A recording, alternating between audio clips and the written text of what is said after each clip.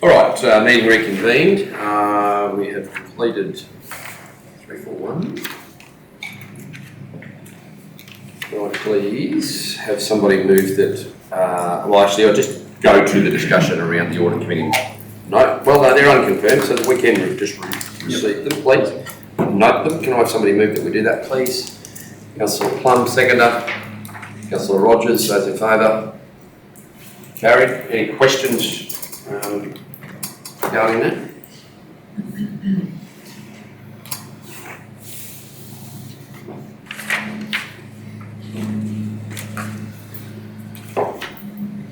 Okay. Audit committee chair, members, anything to add? No, just about what's there, Mr. Mayor. CO's chief was replaced by Lisa Fraser. Just it's all explained there.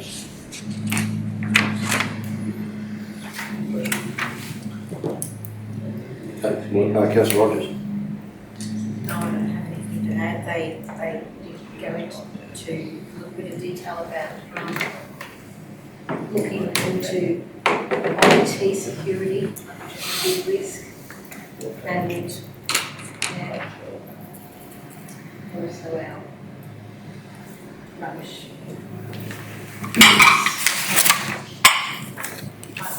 Something going less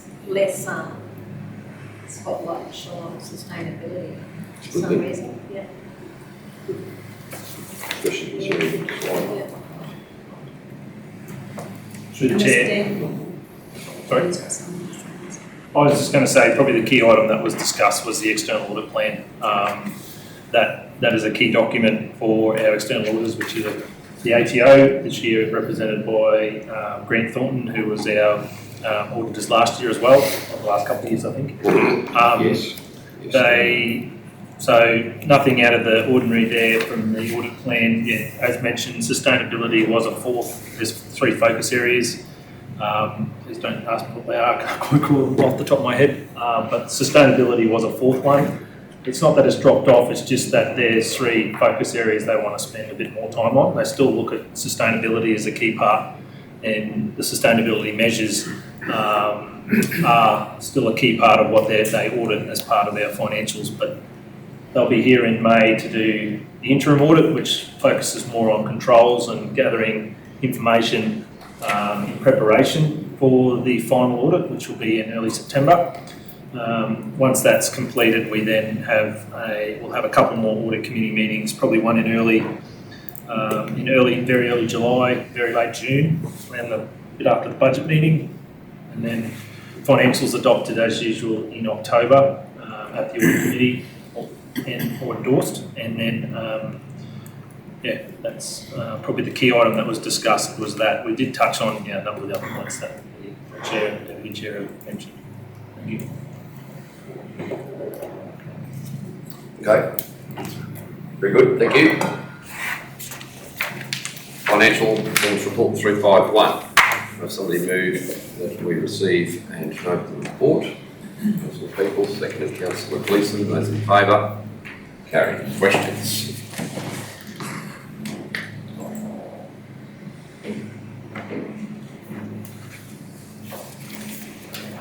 Through you, Mr. Mayor. I was just wondering a couple of things. The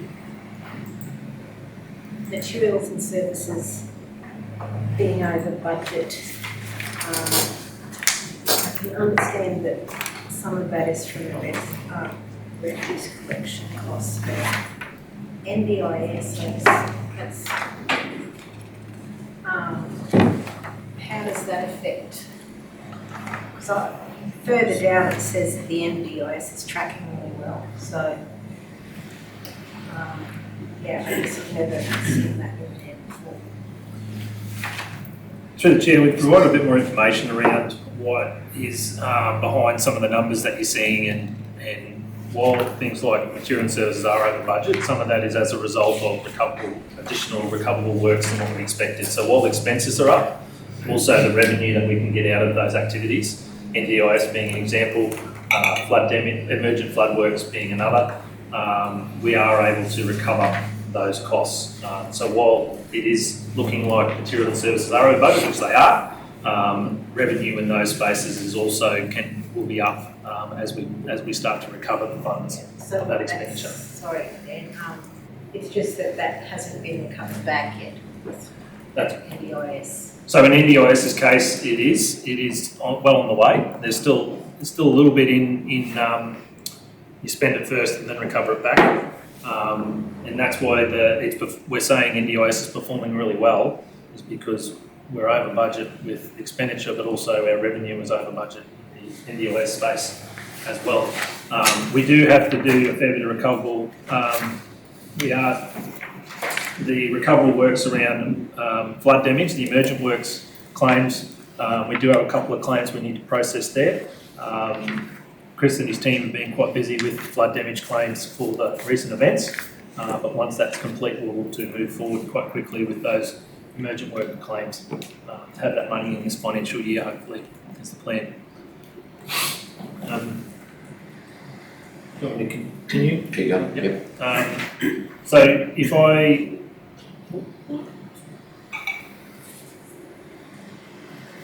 if we look at the revenue to start with, the rates for the second half year have been issued, and they do show in there as the revenue being recognised. Because it's on an accruals basis, we recognise the revenue when it's raised. That doesn't mean we've got the cash in. Rates aren't due for another few weeks yet, and so the cash balance is down, and you can see that line in the receivables at the moment. Recoverable works, like I mentioned, we are still under budget there. There's a number of claims coming through. There's about $2 million in receivables that we've made the claim for. That's been received in April, so that's showing in receivables as well.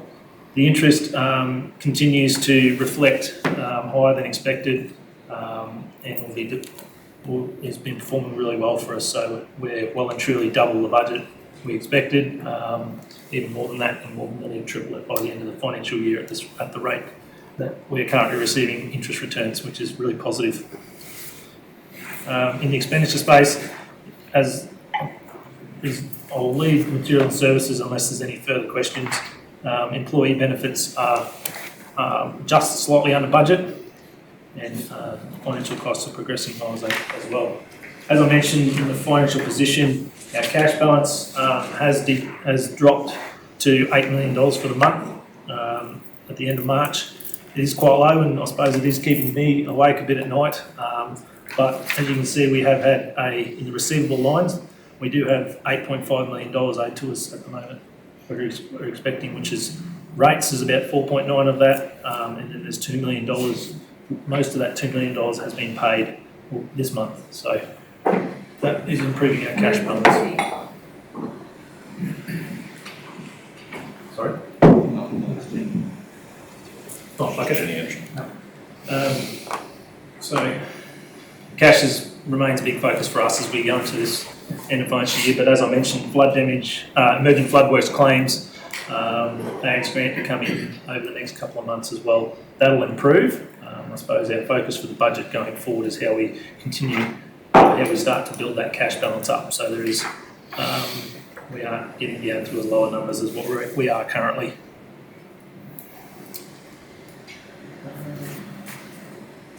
Dan, our little assessment tool that charts just simply drills down our employee expenses and any restricted cash that might be in the account, other than, so obviously employee liabilities are part of that, but flood damage, if we had any, isn't here. Is that just because we didn't have room? You're right. Yeah. I took it out this month because I felt it was really an unfair, presentation of where we were with cash at the moment. The moment with that formula, it shows we have 0 months of cash left using that formula, and it's not really the case. We have $8 million in the bank. We have those $5 million recognised as the liabilities. But with our monthly expenditure, that brought it back under the month of cash that we have sitting there. So that's why it hasn't been included. From an officer's viewpoint, it wasn't a true reflection of where we were as an organisation. Yeah, no, although in terms of identifying trend analysis, it shows that we're at the weakest cash performance we've been since that methodology was being used.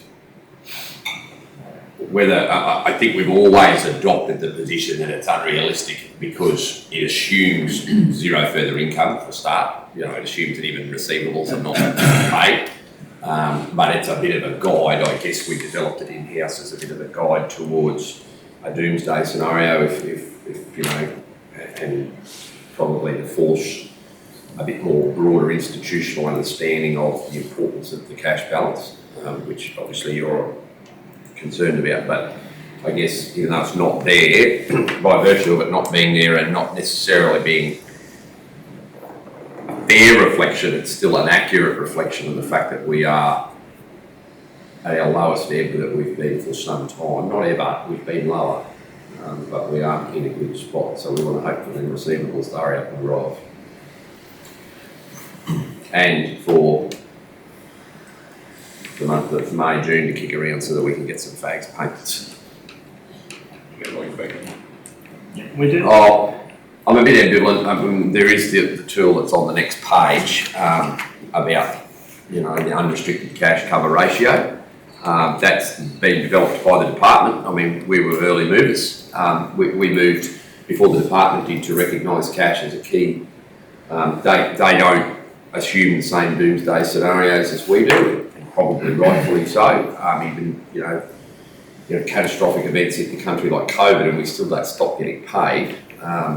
Especially out here where our chief interaction with customers is not around things that is discretionary. Our chief revenue sources are non, you know, they're not development applications and that sort of stuff. We're looking at rates, utility charges, which are fixed overheads for most individuals, and government grants. So, you know, I'm okay. I just, either way, I'm okay. It's just that it points to a pretty depressed financial situation right now. I guess that's the, whether it's there or not, I can point out to the world that $8 million is a long way from where we'd like our cash bank to be on a monthly basis. It's every year, Mr. Mayor. We do have that rates come in. We definitely have a situation where our bank is too low. And it hasn't been ever since I've been here, like 27 months. It hasn't, what, sorry? It hasn't been that low in 27 months I've been in there.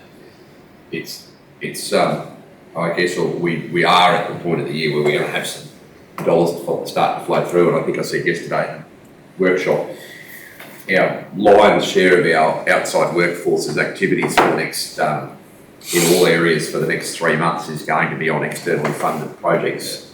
Roads to Recovery project, TIDS project, neither of which we have in the bank, and an LRCI project of which we would have roughly 50%. So, you know, our outgoings in terms of wages and internal clean hire charges are going to be funded by external sources from now until the end of June, predominantly. You know, I know that doesn't help parks and gardens or pools, but it certainly helps, you know, 70 or 80 individuals' wages plus 5 or 6 graders, 8 or a dozen trucks, 4 or 5 rollers. Yeah. Through you, Mr. Mayor, probably a combination of a couple of things, just to highlight in terms of where our outdoor staff have been working at the moment. So the combination of 2 things. One has been the combination of wetter than usual conditions that have slowed progress or even commencement in some areas of those works. And additionally, April it's a tough month for us where we have you know, rolling public holidays and the desire of staff, which I'd also encourage to capitalise on those public holidays and take additional leave as well. So productivity for us over the last 6 weeks, even 8 weeks, has been lower than what we've been normally undertaking. For example, the program for that TIDS work, we should be finished by now, but we just haven't been able to, because it's just been too wet to be able to undertake those works. Again, similarly, although we can undertake some works under some of those RMPC schedules, it doesn't allow us to fully focus and capitalise on the full gamut of works that we usually be undertaking as well. Likewise on R2R works on Craven Road, again, just ongoing impacts here too. Through you, Mr. Mayor, just in regards to the new unrestricted cash expense cover ratio that you were just talking about, I was also going to bring up the fact that we haven't got the old one that we've been seeing. I actually asked whether we could have them both in so that we could compare them. I think it was 2 meetings ago. I actually would like it in there, just like you said, so that we can continue to look at the trend. And also for transparency, say, like, community looks at this. Just because it looks bad isn't a reason to I mean, full transparency, I think it looks worse if we take it out. I think there's probably also a balancing act there though between being transparent and being accurate. We may need to, and I think that's the point the officers were making, is it's possibly a misleading figure to suggest that we have no month's money. We may have to look at tweaking our wording and terminology around that to ensure that it's accurately interpreted rather than putting information in there that may not be directly. But with having this one side by side though, like it helps. Should. Like we've had that in there for months and months and months. It's, like you said, it's an unrealistic goal, but it's still a goal that we've had, is to have three months of that in there. So that's been our goal. We've gone under our goal now, but like it should go back up. 2 months was our goal. We want to stay 2 months out. Yeah, and I just think it's good to keep it in there. Through you, Mr. Mayor. Like in the cash balances graph we've been presenting, and it shows 3 years. It does show that trend as well. That's right. So, but Through you, Mr. Mayor. I don't want to be all doom and gloom, but if the plant and equipment had have arrived when it was ordered, we'd be a hell of a lot worse off, wouldn't we? We would, because we're $400,000 or $500,000 over budget there anyway. That budget hasn't been amended to show that, but with the plant that we approved 2 meetings ago, we're a lot, many hundreds of thousands over what we budgeted to as a change. So yes, not only would we have already paid for some of it, we'd have paid more than we expected to pay for it as well. But I don't know that too much of it's going to turn up at all this financial year, is it? It's going to make a decision making process. It'll take time to get here, so It's going to make a order difference. now. So. Yeah, we have discussed it, that it is, it's for this next financial year. We're in the process of trying to be able to order the machinery a long time before we require it, so that this doesn't happen too often. That's right. I mean, even if it had turned up 4 or 5 months ago when our cash balance was substantially higher, and it would have heightened the rate of drop, and it still wouldn't have meant any more money in the bank today. We'd have been looking at bank balance closer to 5 than 6. But all the ifs and maybes too. I mean, if it hadn't have been raining, we'd have been ahead of schedule on the TIDS project. And if it had, there's vagaries on expenditure and revenue timing both ways. But all the recoverables on time, it's all timing issues. Yeah, that's right. In comparison to previous years, we wouldn't have had anywhere near the amount of claims under RMPC that we've had this year. So that's buffered things a little bit because we aren't just lodging one claim at the back end of the year. The fact that we've got a percentage of RMPC in already is helpful. I think the unknown thing that's going to determine our end of year cash position is what the feds are going to do with FACS. Are they going to give us 25%, which is possible because they've already given us 75%? Are they going to give us 25% plus a 50% prepayment? That's possible, which means 75% or more actually, because next year's payment's bigger than this year's.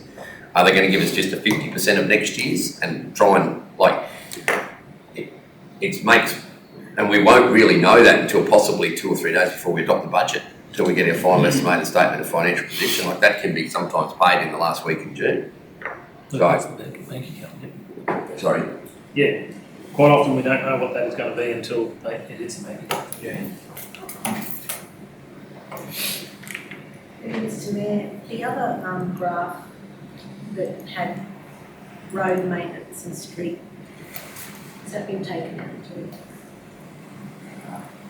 We usually have we've got the capital works summary and then the revenue, expenses and revenue, but we usually have a graph that shows the actual versus budget of the rural road maintenance and streets, and that's not in here.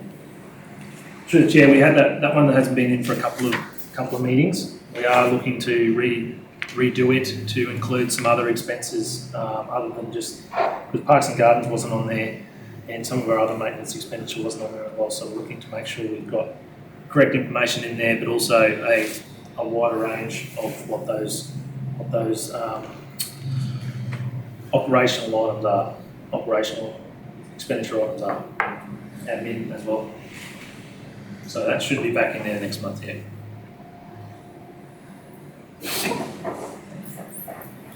Further questions? Through you, Mr. Mayor, it's more so a suggestion, can we go back to including our own internal cash at bank, but maybe have it in increments of weeks, not months? Because a 0 month is different to 3 weeks. And for both, in time with this new one, just have whether it's a 5 or 6 month rolling average, so it levels out that historical dip where we have each year because of rates or the FAGS grant. It might help level out the perception that we're trajecting down when we know, or the last couple of years in April, there's a considerable drop off until we get that rates again. Yeah, just whether it's a 6 month rolling average of both of those indices. Yep, so if we can graph that state's sustainability guideline as well. Yeah.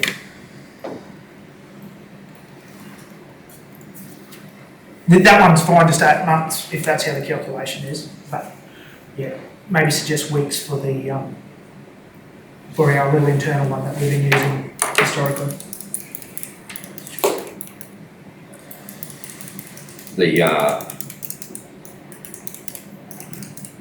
I think you could even 12 months, really. 12 months, then you see the full year snapshot dropping off 1 month at a time. It's like looking at. Plus, it's probably a better indices a relatively longer period. Yeah. Because from a month to a quarter to 6 months, but yeah, maybe over 12 months, it'll level out. Very good. Further questions?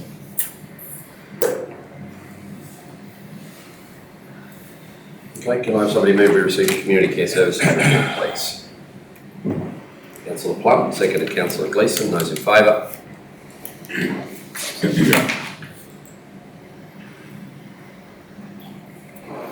Right. So, mate? Yep. So this report provides an update on our community care programs. We have updated it to reflect the programs that are directly under the supervision of the community care team. So that has seen 60 and better as it selected by local district manager. We've taken it out of this report as well. So it gives a true reflection of what the community care team is undertaking. Year to date actuals are showing certainly some further improvement from last month, and particularly NDIS is looking at some healthy numbers, and some of the funding that we alluded to last month that hadn't come in for the home care packages has progressed and has now actually hit the bank account. So looking at some positive outcomes there.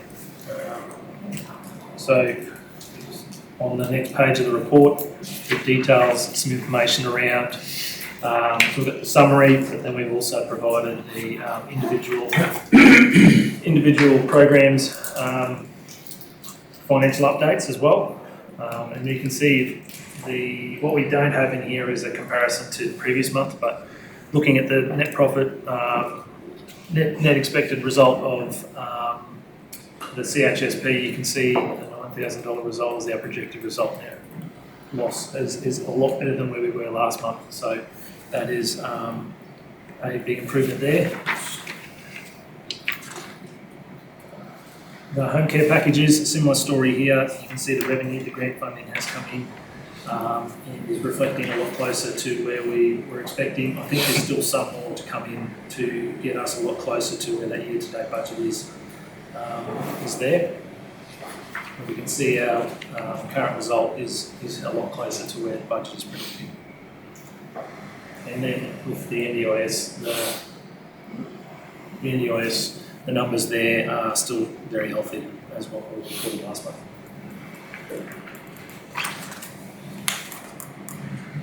Okay, questions?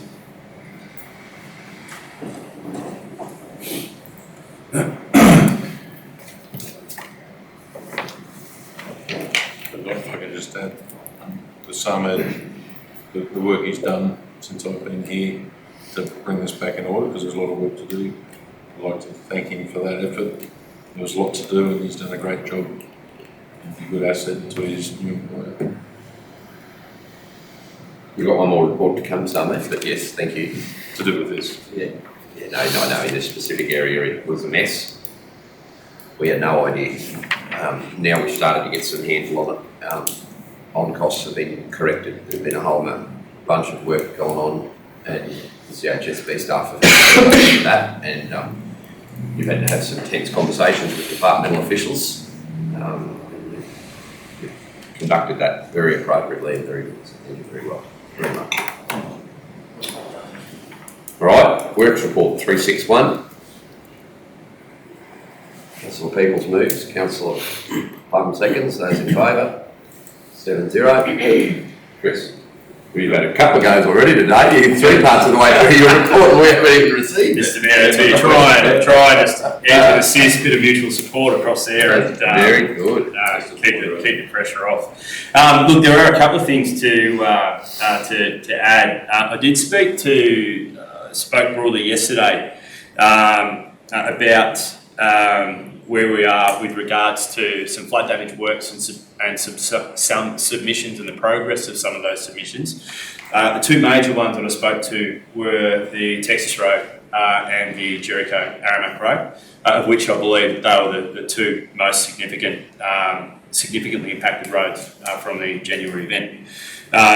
We see that I expect, without an update today, I do expect to see final approval of Texas Road this week. And subsequently in the following week, I expect to see Jericho Aramac also approved. I have a meeting on Friday with our consultants to discuss more broadly the remainder of the submissions. As I understand it, and what I was briefed earlier this week, maybe Friday, late last week, was that those submissions completely are now with QRA. So we are entirely now on the timeline of QRA as to when they will be able to complete those submissions for us, or complete assessment of those submissions for us. I'll attempt on Friday to see if we can get an update as to what that looks like, and the impact that has on us, and where it's going to have the largest impact, I think, over the next quarter, is going to be how we choose to undertake our own maintenance program. What I'll prepare, and I've spoken very broadly over the last few months with the Mayor and the CEO about some potentials in terms of the way that we might want to attack these works. So right now, we are in a position that we are wrapping up all bar emergency works on Texas Road, Springton, and a couple of others that we haven't had full access to because they've been too wet, road closures and the like. We're now in a position where our workforce is now transitioning or wishing to transition into maintenance works. That'll be a combination of council works led with support from contractors. But I pause right now as we determine those works that we wish to undertake as opposed to the potential works that we might get in flood damage, and trying to weigh up the potential risk of undertaking those works and completing those works subsequent or prior to a signed off and approved submission from QRA. So the example I'd use is that where I'd like to be in a week's time or so is have a good understanding of those roads that are least likely to be impacted by flood damage works. So that even if we were to go out and conduct a medium formation grade by maintenance, conduct maintenance works on that particular road, it is of no risk to any potential funding that we would get from Queensland Reconstruction Authority. Where we want to avoid that complication is where it's obvious to us that a particular asset has been significantly impacted and where we might require additional works that might be works concrete in nature, resheeting, or anything involving gravel, and anything that might involve stabilisation and sealing. It's just not worth touching because the moment we go through and undertake those works, we're potentially double handling or jeopardising any potential claim that we might be able to make against it. There's a lot to go through there because of the impact of the event in January. We do have an overarching program that we press go on now, and we can start works. But we really need to take some time now just to revisit, have a look at where we are with regards to those submissions, what that potential damage might be, and I'll call it risk in terms of what we want to take on prior to getting those approvals back from QRA. So, look, that's where we are at the moment regarding maintenance works and potential impact on flood damage works. But as more information comes to head, I'll look to brief council separately on that next month. An update to the Acacia Street bore. Look, only one line item has changed since reporting there, and that is the Ergon application and transformer. We've actually heard back from Ergon now. They've requested information from our contractor with regards to total transformer requirements, and that information has now been provided. So that gives us an understanding that application is now past someone's desk and is now sitting with the network team. And I hope to have a further update on that in the next week or so. Doesn't change delivery timelines. The delivery timeline there still sees us out until August, and that's only based on the availability of the pump that we require to install. And I think that's it in addition to the If I could just ask you to perhaps give us an update on how the SCADA and telemetry is working in Murrabburra, Merrimack and Buckle. Yeah, look, I haven't, Mr. Mayor, I've not reached out recently to discuss with council officers to get an update as to how they're finding the new system. From my perspective, there's been some minor teething issues, but it's more around not even teething issues, more around some adjustments that have been made to the system. The dashboard works well, and barring an inordinate number of notifications that have been made in the first week or so, I've not I've not heard any further information. I don't like to say this, but no news is good news. Look, we're now at that next stage where we should see the guys back out here in the next week or so to finalise works on SCADA and telemetry across the entire network. And we're not really going to see the massive drop-off in traffic around alerts and alarms until those two treatment points. Until everything, and look, there is a fair bit of test and adjust. So what we were seeing initially was like high mark, high water alarms in some of our sewer pump wells, and that's because they hadn't had a mark to calibrate against. So they've set at a particular level, and what we've quickly noticed is those levels might have been too low. So it's a case of, all right, adjust, move, and so it's just a bit of manual adjustment that will take place. But for the most part, it seems to be working really well. Okay. We do have, sorry, just to add to that, sorry, there is a water regulator workshop here on Wednesday the 3rd. Our operators will be in attendance. And I think on the Thursday morning, because we're hosting our rapid swap, or hosting the regional water and sewer alliance meeting here on the Thursday, there will be a further presentation from Safe Group on the Thursday morning. So I can get some more detail around that. Okay, questions, councillors, for the remainder of the report?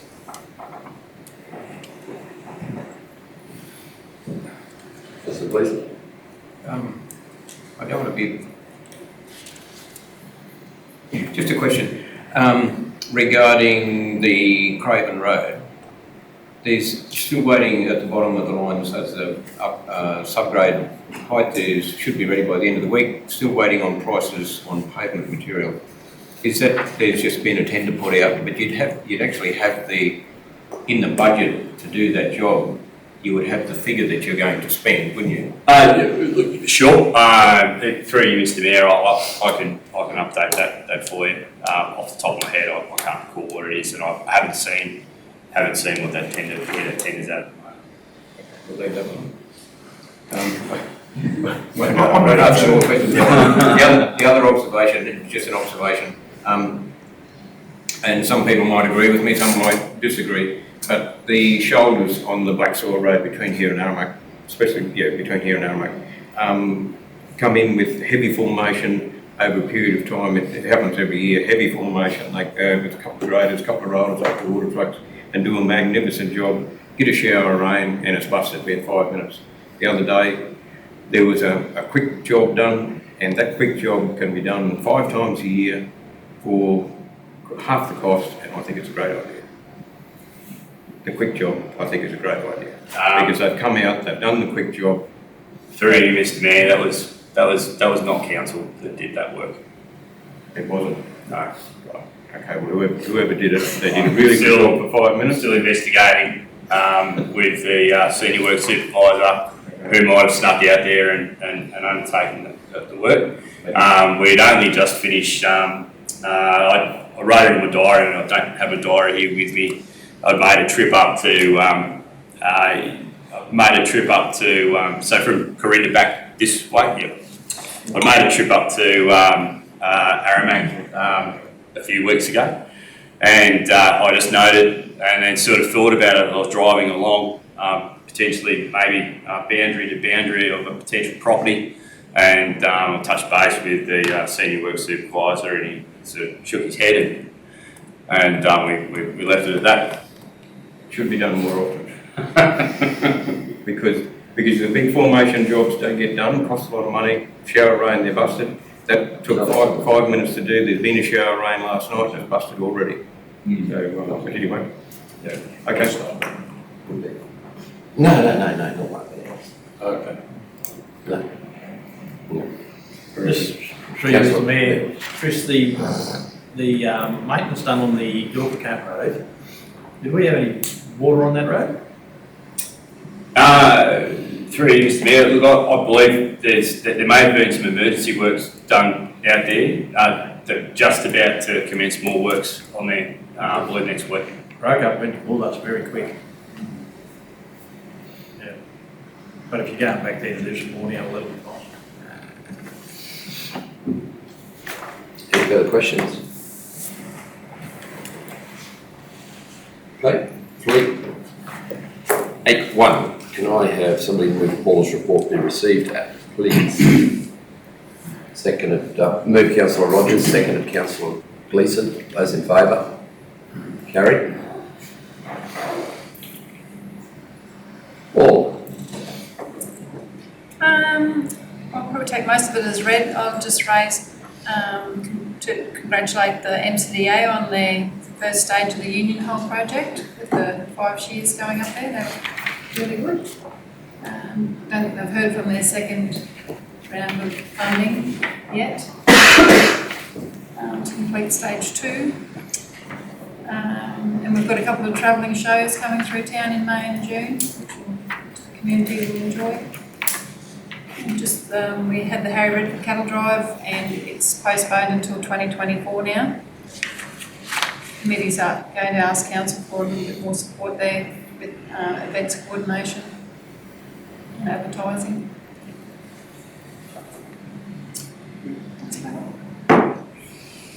Drivers on the move. Drivers on the move, yes, Mr Mayor.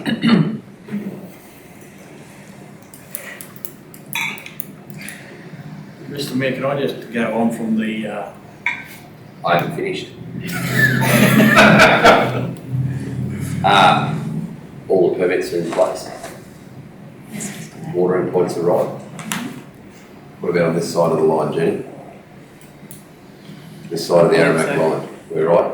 Everything on water's right? I believe so. You're a lucky driver that beat our fire mitigation strategy by a month. Now you can go council members. Oh, thanks, Mr Mayor. Just further on to the Harry Redford Cattle Drive, 2 things that come out of that last meeting were an events coordinator, which we've filled that space, and then they want to discuss some advertising for next year's drive and try to fill the drive up. So probably we can wait until the new person's in that role, and we might sit around every yarn about some advertising then. Is that the way to go? Yep. Okay. Mr. Chair, we'll have to outline what the expectations are. And if it is a support role from council, the council will probably have to as an in-kind support donation to that event. But yeah, certainly.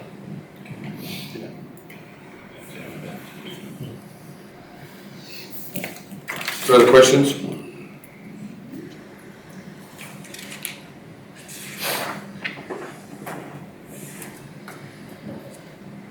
Mr Mayor, instead of backburning, can we bail for us? Yeah, I was only joking. It's not ground we've got to preserve. It's areas like the fire risk area that you burn would be like between the Cap Highway and the rail line. Yeah. For example, going this way. Even this way would have to be limited on doing that because of the propensity for it to be a primary stock route, so we've got to be very careful. More suitable there would be fire breaks, like graded fire breaks that then cut horizontally every so many kilometres so that you've got a predetermined, like a grid pattern. And yes, bail it, go your hardest to sell it, do what you like, anything to stop the drivers. No! Drivers know exactly what I think about. The real ones drive a truck. Right. You might, anyone no more questions? We might have a conflict of interest, Councillor Roberts, in this one, and Peoples.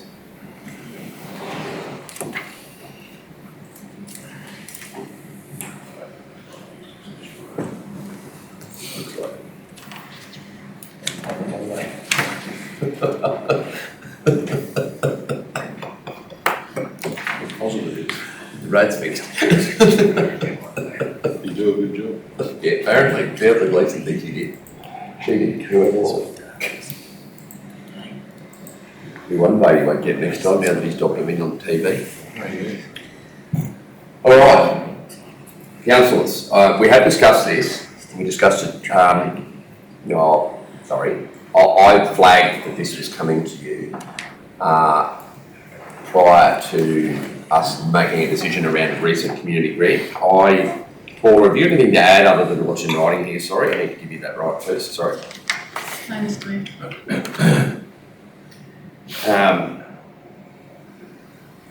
I think that we've got this patchwork quilt of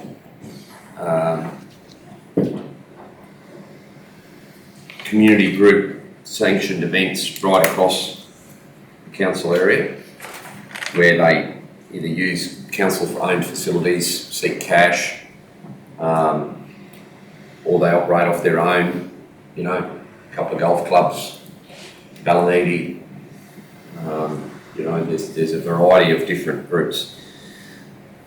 There's substantial community concern around the future of this event. I've had a number of conversations with members of this committee, senior members and senior supporters of this committee.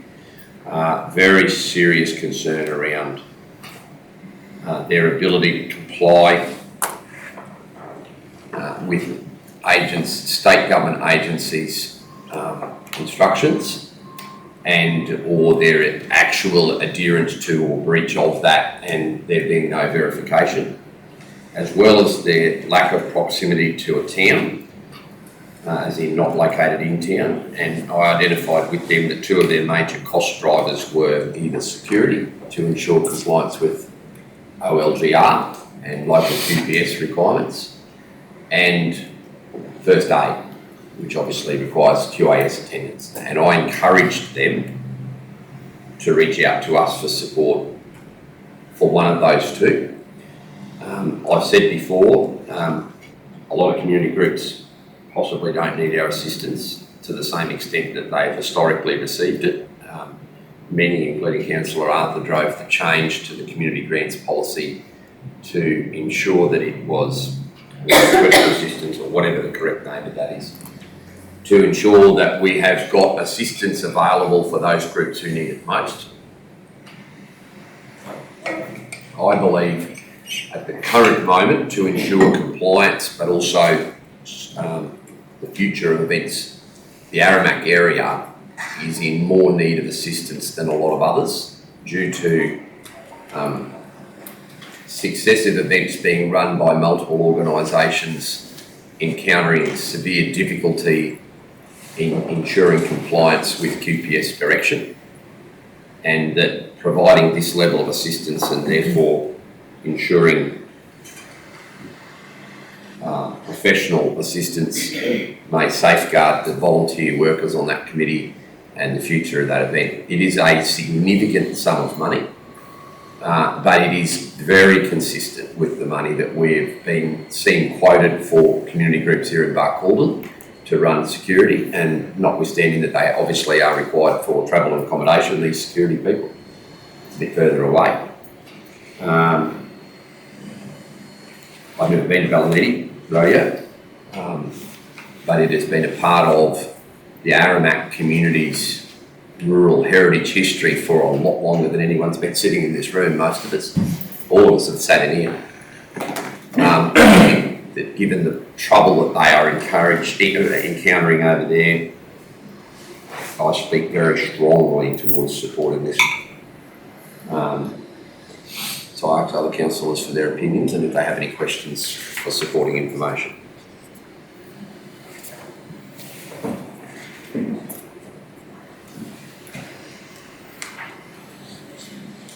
Through you, Mr. Mayor, I think I might have mentioned it last month, I'd actually like us to investigate like some of these regional events that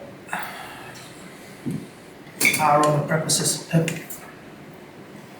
maybe not going to happen, because once an event stops, it very rarely starts back up again, and it's only getting harder and harder. It would appear it's only getting harder and harder to restart events. I think some of our regional events need to be considered more so as a budget item, so that it's clear that council support it well in advance.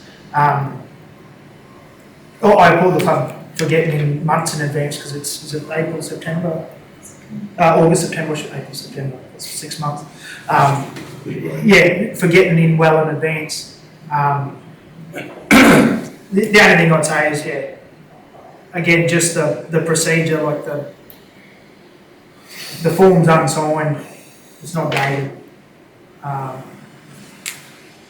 Which I know, I support the idea, but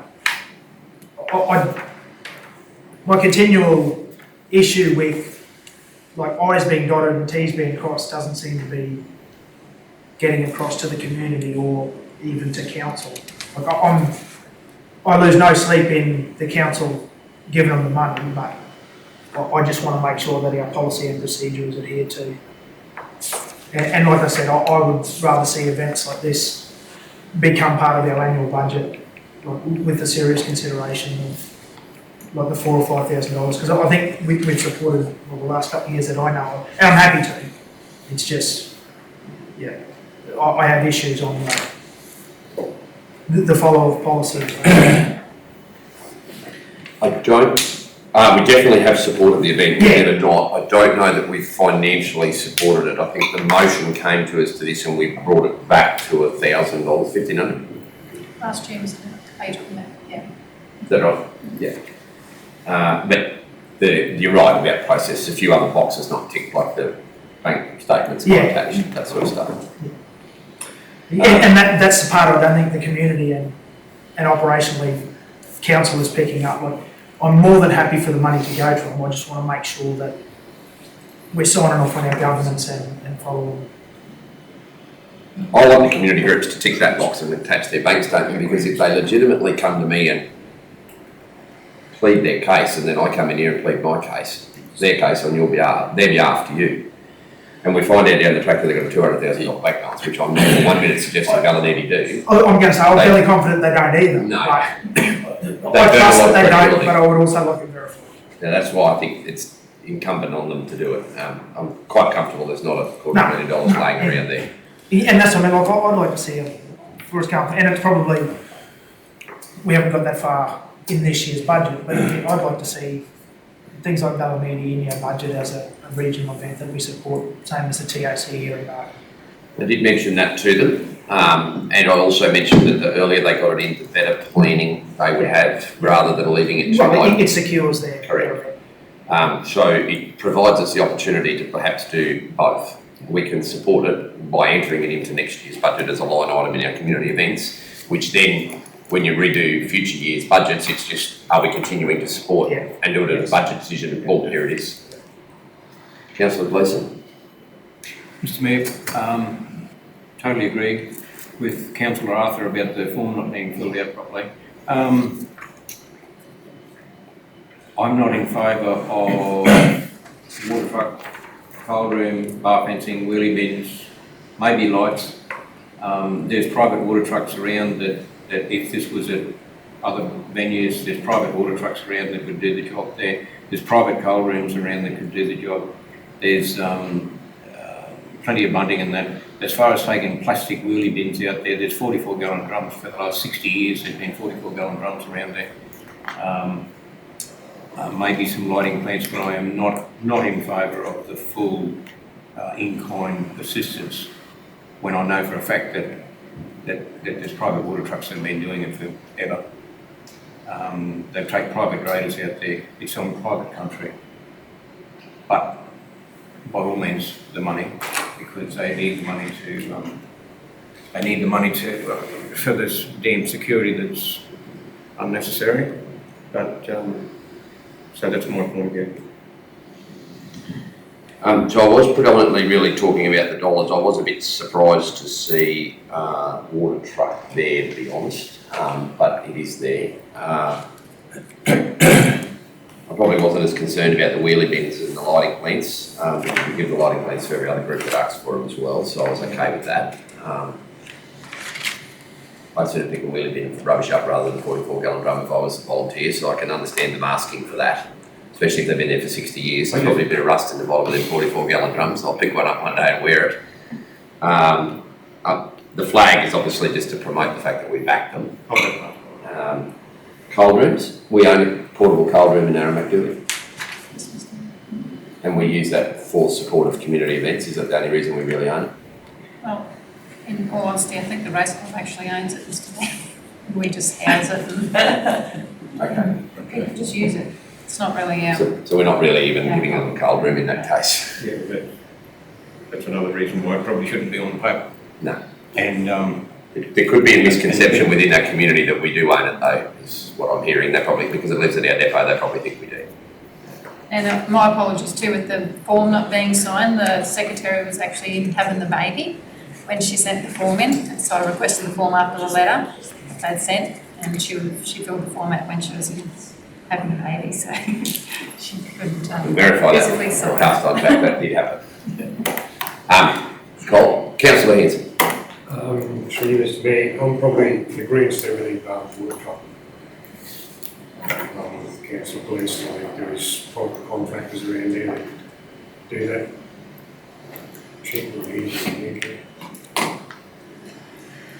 I'll come back to you, Councillor Riley, to continue to go. Councillor Plum. Mr. Mayor, I agree with the water truck, but my other is, some of us little associations have got to become a little bit self-sufficient, and I think that if this association or sporting body can have the basic items as wheelie bins, this orange matted fencing or temporary fencing and things like that. They need these sort of things all in their at the Bellanini so that they can do this sort of thing. We shouldn't be they shouldn't be asking for all these little bits and pieces. They should have this all on hand, I think. I understand, but what community group in Barcaldine owns their own bins? West Tech. West Tech. Yeah, so, Campcraft, show, And football. This is why I think this one's a bit unique. We spend up to date $250,000, $500,000 maintaining showgrounds. This group doesn't get the benefit of that showground because they run remotely. That's where I think this level of support is probably not that unrealistic because we provide it. It's not the wheelie bins for an event at the Barcaldine Showgrounds are not even considered in kind, they just live there. Alpha Showgrounds, they're just there. We own the whole lot of them. Council owns the whole lot of them, but they're just provided. And in Barcaldine's case, they even empty them for you. Not if you would need them empty during the event, but they will empty them on Sunday. So that's why I don't know that it's that big a ask. I mean, if they get damaged, they pay for them. If they're returned, if they borrow 50 wheelie bins and 49 come back, will they buy the 50th one? They're probably just sitting, my point is they're sitting at the Aramac Showgrounds where they're not going to be used. Someone comes in and grabs them, puts them in the back of the truck and takes them out there. Is it really hurting them? No, I'm not going to deny the ditch over it. I just don't know that these really small events like this, that's a big capital cost for a facility that gets used for one event a year. For them to go and invest in a bigger wheel, it's cut off 44s, cost them nothing. Volunteers can make them at home, but I'm also at the temporary fencing and all the requirements that you have to use around the bar and things like that, I think. so the temporary fencing, what are we talking about there? Is it just the orange bunting or are we talking about the panels? Panels, 6 foot panels that we have to have around our area. And they got the concrete bases that they drop them in the hole in the bottom of. Yeah. So it's just panelling that they cut out of the truck and erect and then pull down and bring back. It's not something likely to be damaged, whereas if it was a roll of that orange bunting, it's going to get torn and wrecked and thrown away. No, it's actually the mesh panels. Yeah.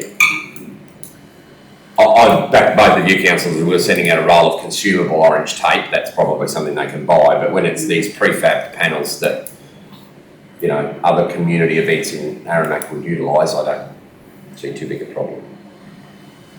Councillor Hanson, do you have a problem with you noted the truck, are you happy with everything else? Yes, Mr. Mayor, I'm happy with everything else. Councillor Arthur, we'll come to you now, because I've skipped you the last time. No, that's all right. Have we done the assessment criteria on Yes, Mr. Mayor. And when they don't provide a bank statement, they get a 0 or a 5, so that's assessed anyway if they don't provide their bank statement. And then it comes to council for their decision. Do we have the score on that? The score to 65. Where is it? Or did I miss that? The equipment, Oh, fourth paragraph in the background, I missed it too, sorry. Sorry, go, councillor Gleeson. the equipment, the fencing, wheelie bins, etc., to be picked up and delivered from Aramac. Yeah, we're not running it out. We're not running it, No, we the council do, yes, we take it out. the council will take it out and bring it back. Yeah. Yes. That's why the $1,900 is in there from the last Ballonini. That's what it costs to deliver everything out to them, bring it back in.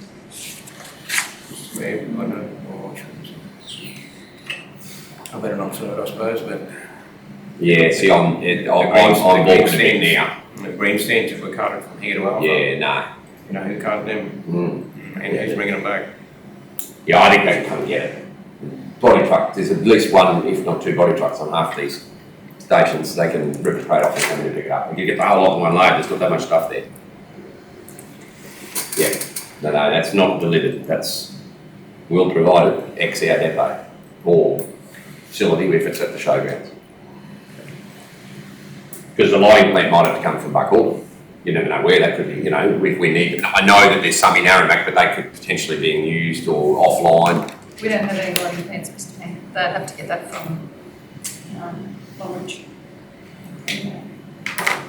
I took lighting plant to be generator light. You mean it's got a light tower? Well, yeah, I'm not sure what they mean actually. If it's generators, It's you've not got a generators. generator, no. It's not. Oh, well, I'm crossing lighting plants off. We're not paying for the hire of light towers because we don't have any in the council area at all. So if it's a light tower, it'd be a no-go. But if it's just a generator to run something, like the cold room, for example, council please. No, Mr Mayor, it'd just make it a whole lot cleaner if we just said $5,000 and nothing in kind. A whole lot cleaner and easier. Where do they get that temporary fencing from then? Where do they get? The temporary fencing that they are required by QPS to have? But my personal opinion is the temporary fencing and those great big blocks, they weigh very heavily. I'd much sooner walk down any one of those yards and get 20, 30, 40 portable panels. Yeah, I can carry 2 portable panels, I can't carry those 2 of those blocks. No, but the QPS won't allow a panel because you can climb through it. Yeah, this is for, We're not trying to satisfy the community group here. Sorry. I mean, I don't know. Sorry.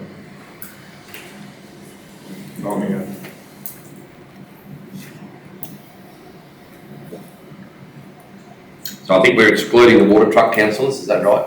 Yes.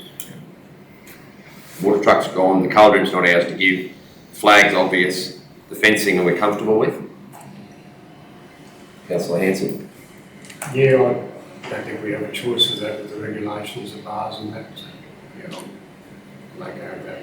Councillor Arnold? Oh, you're on process, so that's all right.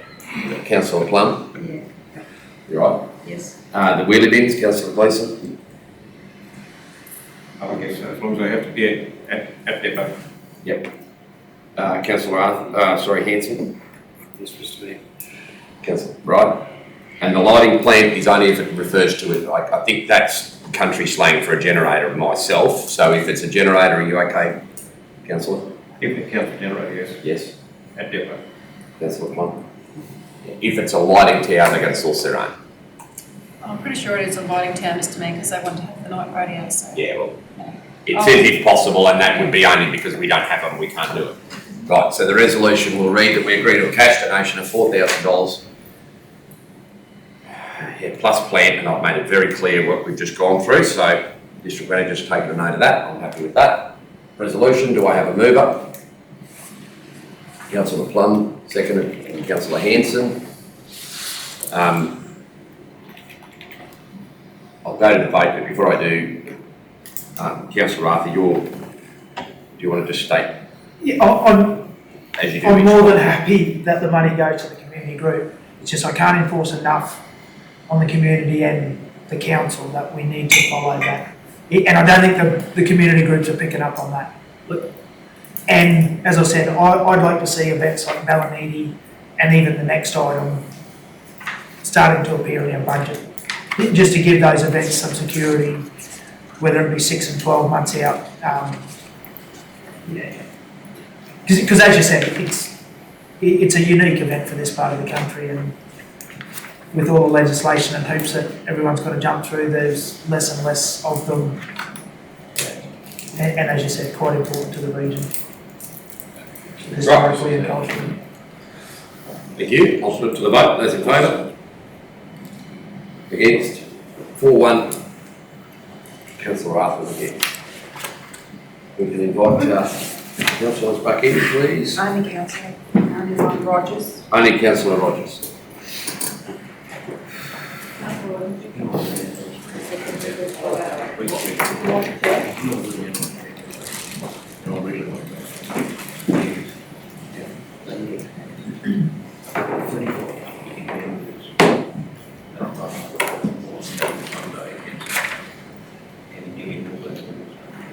Paula, have you got anything to add to what's written here? No, Mr Mayor. Score was a 75.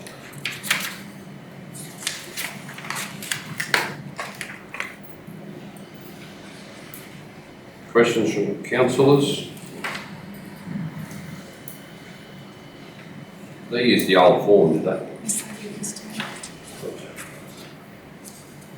Still, it's in line with our previous decisions. Anyone again who wants to speak against? Sorry. Oh, it's not against. Question? Have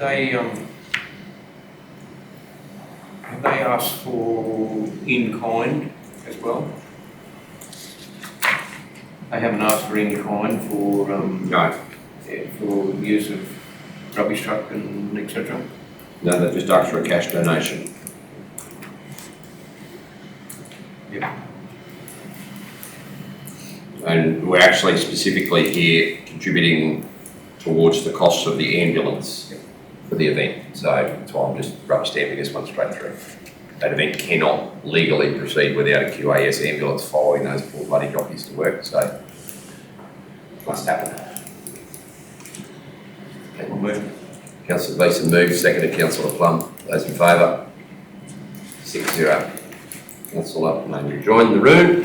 Other than in the updated form, Mr Mayor, I've got no problem.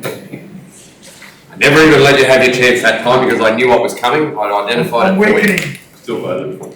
You did vote for that one, yes, but everything was in order. Almost. Almost. Can I have somebody please move Jenny's report be received? Mr Mayor, No, no. 384. Oh, how could I miss that one? The only thing in our entire agenda that I thought would be in any way remarkably controversial. Right, sorry, Paul. Look, at the outset, and I say that in jest, at the outset, the officers have done exactly what policy has requested them to do. However, I do urge you to read down further that whilst the officer has followed policy and recommended we do not waive, the officer has identified that given the physical and mental health benefits do see merit in supporting the request potentially in an alternative location, and I note the word potentially because Marlborough is limited with alternatives.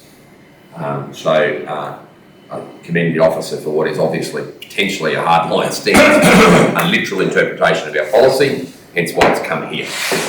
Right, I'm in your hands now. Through you, Mr Mayor. Yes. Really, Deputy Mayor. I think the health benefits with this, if this actually did set a precedence, wouldn't it be a good precedence to set that the health department like provides Pilates or different activities like that to the community for nothing at no cost? Would be great. Couldn't agree anymore. I'm ready to move it. That we. I thought you were giving yourself an argument with me there, Councillor Rogers. Unfortunately, I don't like going against officers' recommendations. case, but yeah, I feel that the merit of the benefits that they will get outweighs that. I'll second that motion, Mr Mayor. Yeah, and just to take that, so I'll take both of them over in a second there, Debbie. Precedence is precedence, but the other government agencies need not necessarily be wishing to use that facility for free on the basis of public health, and if they were, well, we could always follow the established precedent. I think, not sure that the policy needs reviewing. I think this is just exactly what you bring it to council for, to give exemptions. So, due process to date with the commentary you've provided is in line. Councillor Arthur, do you have a thought? I had a query about alternate locations in Muttaburra. I know we would be, well, not just council, but Muttaburra itself is probably short on them.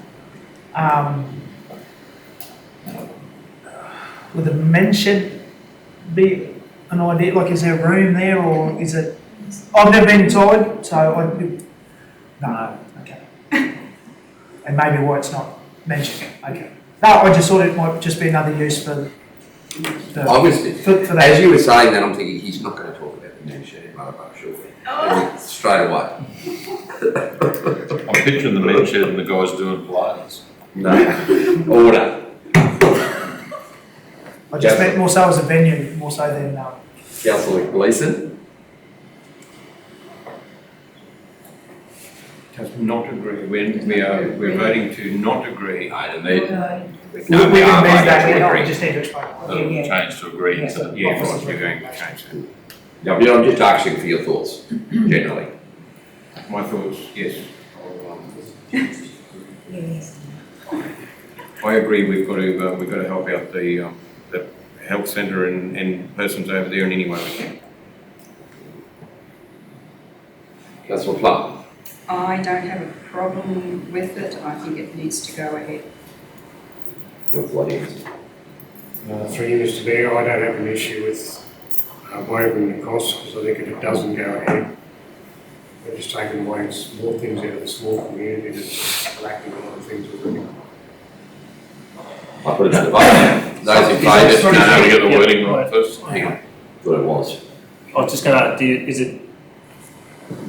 is it to agree to waive the fees and charge the fees to use the Muttaburra Hall, and remove the bit about requesting the CEO to look for an alternative? It is, yes, drop that last bit. And it is actually, I can hear a former Deputy Mayor's voice echoing loudly in this chamber. Can we call it the Muttaburra Memorial Hall, please?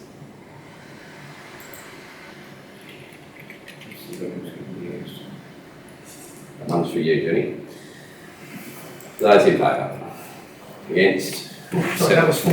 Yes, That was four. got you that time. 7-0. Mr Mayor, can we probably just ask that, I know over time we get a bit of a feedback on how many participants attend, if that's, just out of interest sake? Yeah. Did you want to go? I don't have the, I probably should do it, I don't have the flexibility to touch my toes much. We could have a leotard. 291. Can I have somebody move the Barcaldine District Manager's report be received, please? Moved Councillor Peoples, seconded Councillor Hanson. Those in favour? 7-0. Two that I used is white tomato. Through Mr Mayor, it's quite self-explanatory. It's been a fairly quiet period the last month, and I don't think it's that long since our last meeting. It's not. So, yeah, tourist season, just sort of notably, I feel it's been a little bit slower this year. It doesn't seem to be the number of caravans in the theme parks at the moment. Maybe just was a bit warmer, they're a bit slower coming through. But even the tourist information officer before Sean was saying that the numbers didn't seem to be flowing through as much, considering it was around the Easter period. Through you, Mr Mayor, Jenny, there was a fair bit of report about flood, like there's photos of Baduri just at Highland, and then you get the northern floods up around up Cloncurry and everything. I think everyone looks at those sorts of things on Facebook and thinks it's, it's much wider spread than it actually is. Yeah, that was probably right, because it really has, even, just coming past the other tourist parks, there just hasn't been the numbers there, and even Definitely. Easter. Yeah, but members of the community have also made the comment, and some of the phone calls I've had about, the tourists just don't seem to be here yet, so that was just one of the things I noticed. And I did put in there in the risk management about wearing of helmets on the side-by-side vehicles. I did question the Royal Lands officer, and he indicated that he does wear one whilst he's operating the vehicle, but if he gets out to spray, he takes it off when he's not on the vehicle. So, the State Library workshop that was held here, that the Bipolar Librarian was successful in getting to come here.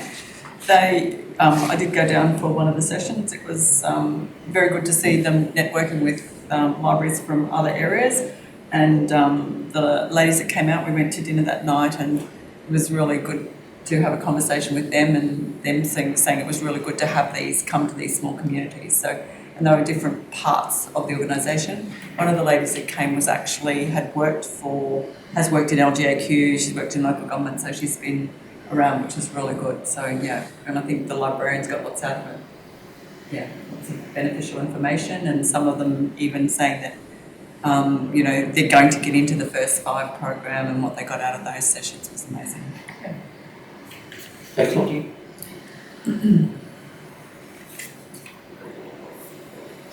Question? Mr. Mayor, through you to Jenny. The draft plans for the upgrades, are they going to be available for us to have a look at, or Upgrades to? the administration office? Oh, yeah, definitely. Yeah, I just. They're not even close to. No, it's all very, very preliminary. Oh, okay, because it just says that they're being received. Yeah, and they'll be sent back and look for 2 more before we show to the first lot. So it was basically measure up and here's what you could do. Here's a shopping list of what it could look like. Yeah, no, that's all right, I think all of us would like. Why is the district manager Mark Balden and the director of corporate services laughing at my commentary? Honestly, the first version would come back and cost it between $1 and $2 million. So, not like ideal, understandable, but not feasible. So we can cherry pick from that some solutions, some options, and rework some solutions. We had a look at the first version of it. You'd go, look. So that's great. Now we'll go and kick that back to them and tell them to work within. It wasn't extravagant either. I said it cost so much, but it wasn't extravagant. It's just the space and room that's required and alterations to existing buildings. So we can take the CEO and Director of Corporate Service District Manager can take some ideas from that and get them to rework another draft. And when it gets refined a bit better to what might be practically possible, well then we'll have a session at a workshop and look at it. One thing we won't be doing is a design and construct. We'll design it. Councillor Peters, questions for the District Manager? No, I'm good, thanks, Mr. Mayor. Councillor Gleeson does. Mr. Mayor, Mr. Mayor, the weed problem out at the rec park. We have spent a lot of money last year spraying, not spraying the deoxidising of the water. There must be a huge problem for the boating people out there. Huge problem. Well, it's not as bad as it's a different weed, so it's a different problem, but Jenny? Through you, Mr. Mayor, I have had some reports from people who use of the Red Lake and saying, yes, that weed does get in, but it's not isn't as hard to get out as the last one was. But I will stand corrected, but I will share, because we did ask the gentleman that came out to do it. We had that report. We spoke to him along with the gentleman that does a bit of work for us for economic development, and he was making suggestions about coming out here and cultivating it, because it's one you can pull out, but it seems to be growing quite prolifically at the moment. I notice I've been up there a couple of days and you can really see it, especially around the pontoon there. There's quite a bit of it, and to pull it out would be a huge job. Yeah, I haven't been down the far end because I just haven't, with the long grass, I haven't driven down there, because I won't drive on top of the bank, because I know that it's not allowed to, and it's not good if you see a council vehicle doing that. So I will only go down the bottom, but with the grass so long, I haven't been right round. But yeah, I believe it has gotten into a couple of votes. That was my next part of the question is you must be the only person in Barcaldine that doesn't drive on the bank. I don't go out there very often, but I don't know why somebody, the council or the persons that look after it, whatever, should do something to stop the traffic. And Councillor Rogers brought it up many months ago about utilising tyres to stop the banks. I think things like that really need looking into. Well, I think you are. Yes, yes, we have, but getting information from the Department of Environment, I've got to do some further follow-up. But I'm looking into getting a master plan developed at this stage so that we need to start from a plan so that we're not just going to do things and then find out afterwards, because there's a lot of erosion around the where the canteen amenities block is. There's, down the sides and down the back and over on the bank side. And I've sort of been talking to our builder about some options there, and he has gotten a price for something that was raised in the questions on notice last time, and the materials and everything, and it's going to be costly. So I thought if we get a plan in place, because around where those canoes are, there's a terrible lot of erosion and the water's just washing down on the bank, it's where the grass comes off, and it's quite dangerous. So the carpenter has been very good in suggestions, but it's going to have a lot of work, like talking about spoonbill drainage coming down and stuff like that. In hindsight, that probably should have been considered in the design, to have either the water that sheds to the back of the building either come underneath it and then come off the deck, or through a spoon drain or a subterranean drain. It's the same as the road in though. The road in can't drain anywhere but back over itself either. Yeah, that's true, Mr. Mayor. So once it rains, it's like a pool on the road.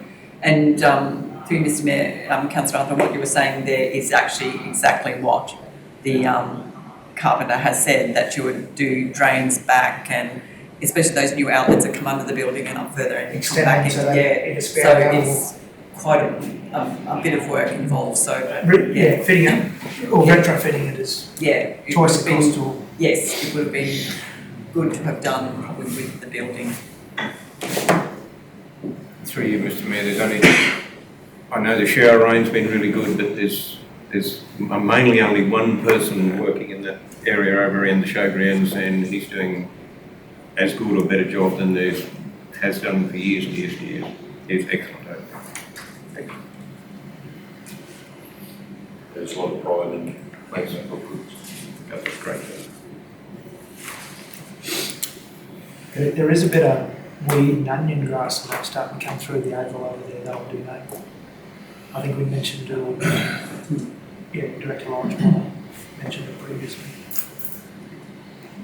But then I guess clover will be the next problem. Clover's coming. Yep. And so is Rico. Tomorrow, actually. Councillor Hanson, do you have any questions for Mr. Wayne? All good, thank you, Mr. Mayor. Councillor Plum? The only other thing I had to ask Jenny was that you've received CTV cameras quote for the globe. Has that been budgeted for, or are you just using some funds that you have left over? Through you, Mr. Mayor, I have, in my report there, I have actually asked for the monies that were there in the budget for the Tree of Knowledge timber inspections to be repurposed, because that's not due until the 24-25 financial year. And the amount budgeted will nowhere near cover the actual cost for that to be done. It's a very expensive exercise. I went back over the costs from the previous ones. 25,000 wasn't, and so I'm just asking that would be looked at as part of a budget review. I have the quote for that. We had 2 quotes. Yeah. So is there any money left to maybe put some CTV cameras at the ski park? Through you, Mr. Mayor, yes, because the quote comes in well under what is budgeted there. So if the price was to be same or similar to the Glow, you would have, there is enough funds there to cover both. Thank you. Questions, Councillor? Councillor Rogers?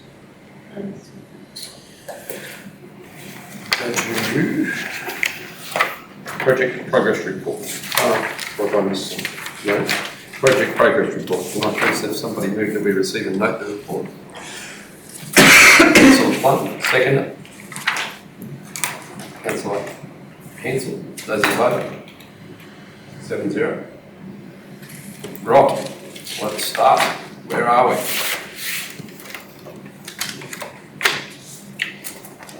I do note, commentary, I think it was in here, yeah, it is in the background material here. Good news regarding LRCI, and I note even better news that hasn't deterred officers from attempting to ensure that delivered programs will occur on schedule. But the good news is that it means a disaster or a wet weather event hits, we're not going to blow $500 million in funding. So that is good news. I commend the Federal Department and the Federal Government for whatever prescient means they use to extend that to ensure that we get it spent. And it would be great if we could get very close to full acquittal by 30 June, but understanding that may now take some slight pressure off projects such as the sculpture trail toilets, in your case, Craven Road, pave and seal. So there's a number of those projects that we're going to be flying close to the wind, although subgrade development done by next week, you reported, end of this week, early next for Craven Road. So Yes, Mr. that project should well and truly be on completion date schedule if there's no interruptions with weather, you should see that completed well and truly. Look, I spoke with the senior work supervisor last week about it.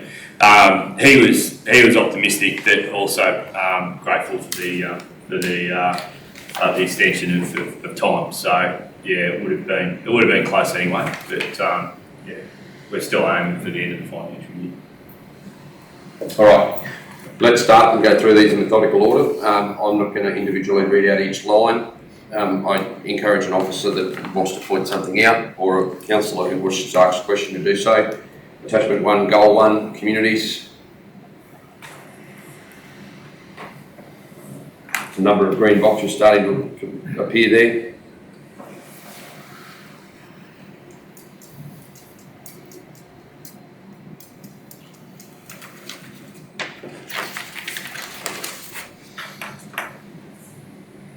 Special operating projects under community.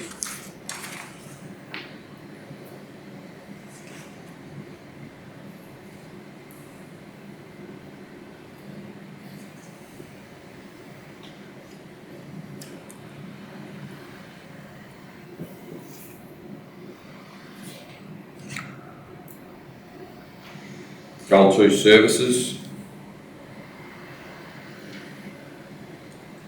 Just to point out the obvious, I'm pretty sure that 250 was just that nominal figure. There's no plan that won't be.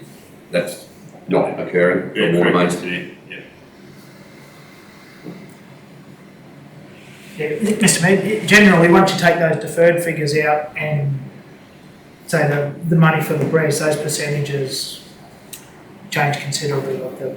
At first glance, it looks quite bad. There are still a few projects there that it's the start of the last quarter that we haven't started, but yeah, they are generally smaller projects, and yeah, once you take those deferred projects out, the percentages change considerably. Yeah, there is one line item here that I haven't seen yet.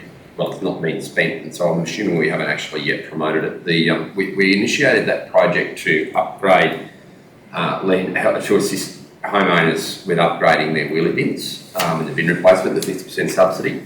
Have we yet developed a strategy for how we can promote that, or are we still working through the other issues with the contractor? No, Mr. Mayor, we probably need to step up our promotion of it. We've only just received the availability of those bins. Okay, copy.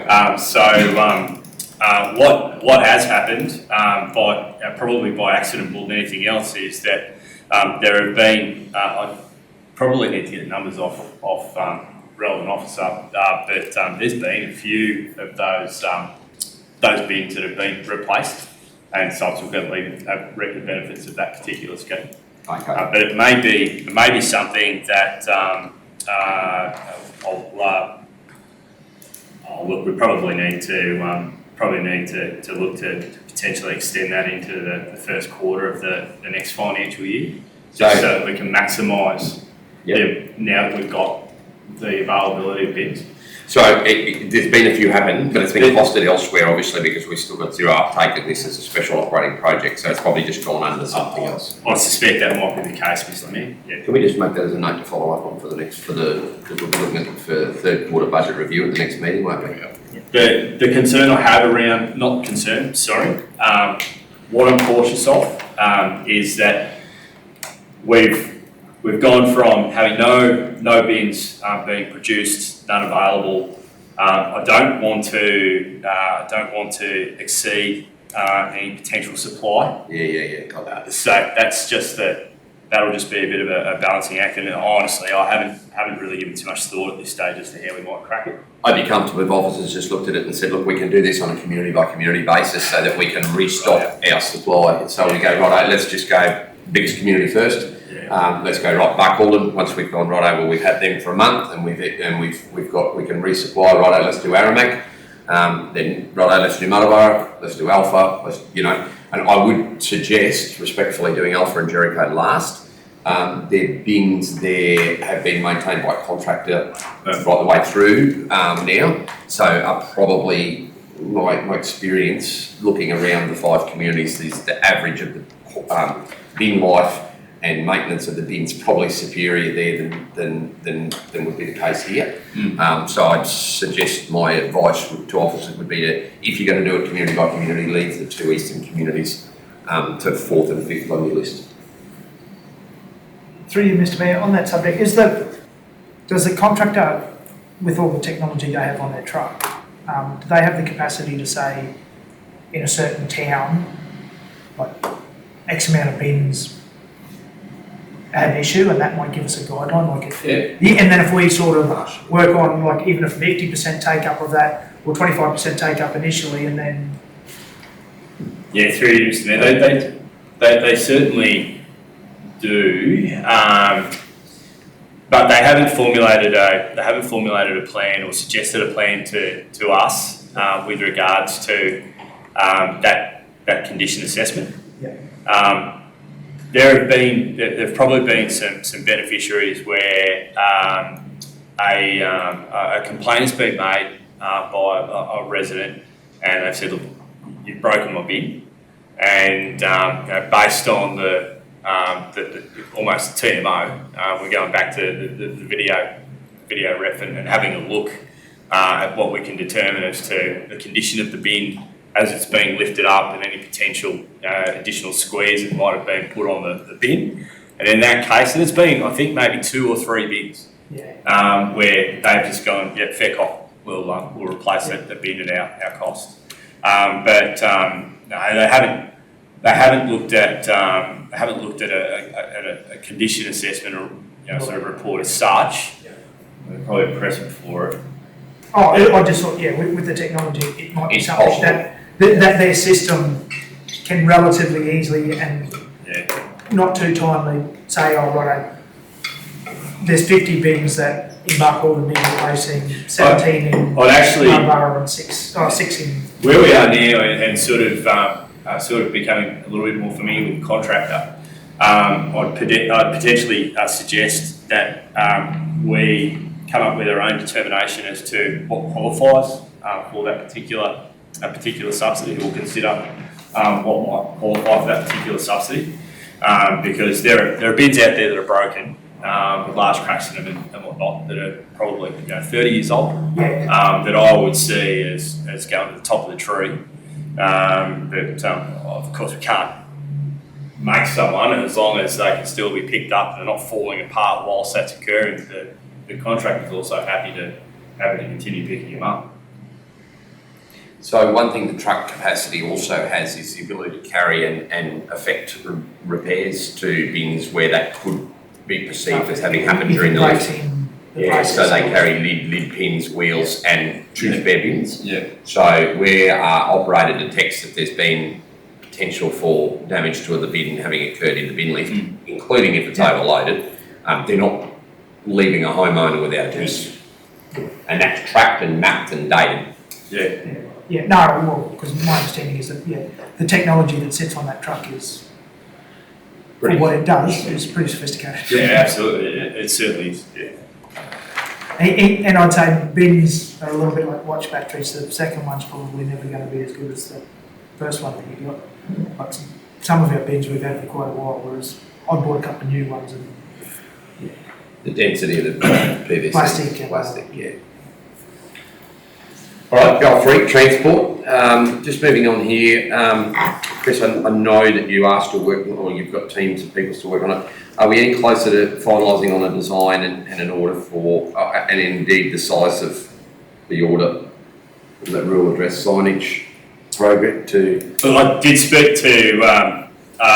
speak to Senior Work Supervisor, who's currently got that out on vendor panel at this stage. Okay. So it's actually out. Is that for the procurement of the signs or the installation or both? For the procurement of signs. Procurement initially? Yeah. And is that only in that senior work supervisor area, or are we looking to do it there and then replicate it? I'd have to catch up and find out where the other senior work supervisors are at. I believe that all of those particular signs have been done in this district here. Well, so yes, and the initial scope's definitely been delivered both here and in Aramac and Muttaburra was already pre-existing. The only extension to that was where properties at the entrance and exit to towns on state controlled roads, how far, the exact same thing being installed that we do at, say, the end of Politic Road or the end of... Yep.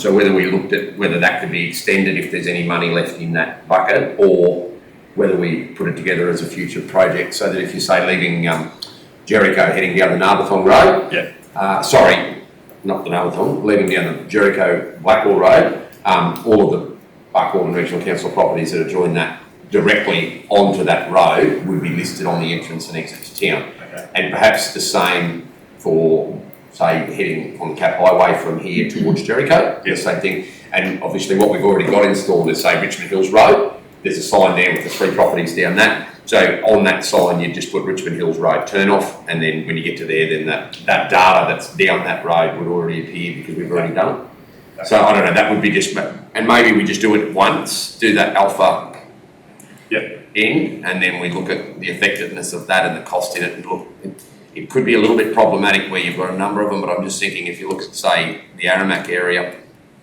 on the Stagmount Road, you leave town because not every property, a lot of those properties immediately adjoin the Stagmount Road, don't they, so the QAS leaving there gets the call to go to Stagmount, sign Stagmount, go, I've got X amount of kilometres to get to there. If I'm leaving here and I'm going to Cumberland with the QAS, X amount of K's written on a big sign. So, no, it's just a thought. I'll update. I'll update once we get some feedback with regards to what we're going to spend in procurement of signs, and come up with a plan for the remainder of that. That's good. Be all done progressively, that's fine. What we've had to date done progressively was done first in Aramac, Muttaburra area, and now it's been done in the Buckland area, and this next version of the Shire roads is being done in Alpha and Jericho, so it can be the same in reverse. The state control roads can be done back to front. Further questions on capital projects, Goal 3?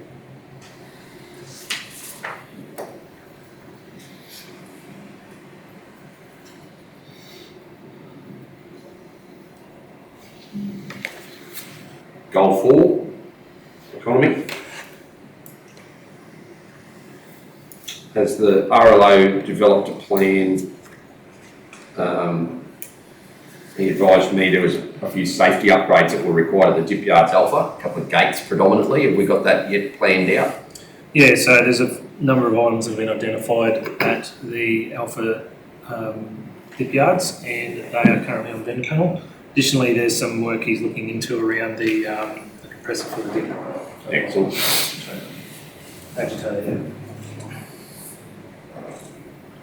Mr Mayor, do they think that the Alfred Gates is going to be? Dan, you reported on that last meeting. What's your thoughts there? The Alpha Gates, was that the question? Yes. Yep. So the Alpha Gates, we've currently got a draft design that we received last week. We're just finalising that, I suppose, internally. Then we'll bring it to council for a discussion, and also consulting with the tourism group in Alpha as well. Yeah, because it's the 30th of June, that's what costs. Yeah, the design, what we'll have the design done is highly unlikely. Well, I'm not expecting to have the construction of that completed by 30 June. I think realistic goal with now that we've got the 12, now that we've got some additional time, that is one project that we are taking some advantage for into next year.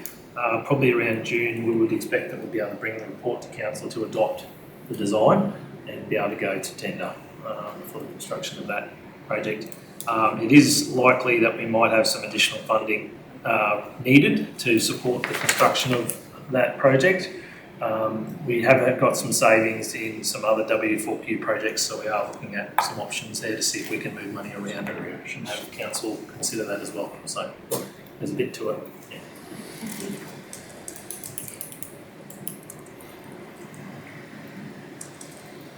In order to streamline the process, could I suggest that before you bring it to council for their thoughts, you go via the tourism group first? Because if we approve it and they don't, then you've got to come back to us. I think the plan was to meet with those guys. Yeah, it was more the workshop. Yeah. Was the initial to give Right. council a look at the design. Okay, good. Excuse me, Mr Mayor, 3 years, that money, it's got 22, 24 on the side, That's correct. so that's true, yeah. Right. 30th of June 24 is acquittal for works in Queensland. Yep.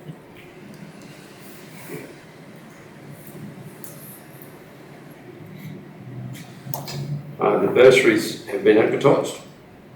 That was confirmed that we do have a additional financial contributor to the bursaries now in the Alpha Jericho branch of the ICPA.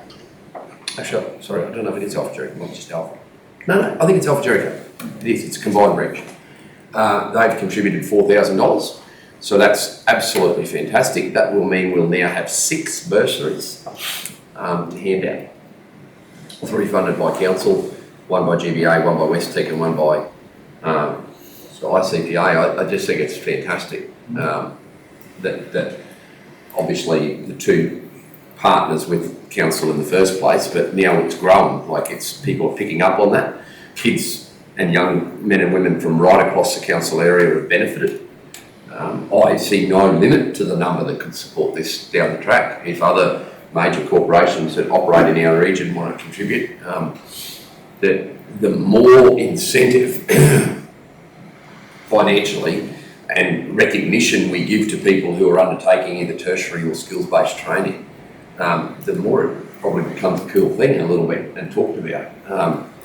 The quality of the applicants in the last couple of years has been nothing short of sensational.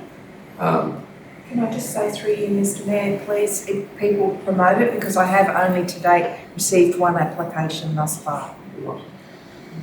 Right, good. It needs promoting, definitely. Through you, Mr Mayor. Yeah. Do we circulate that to the school?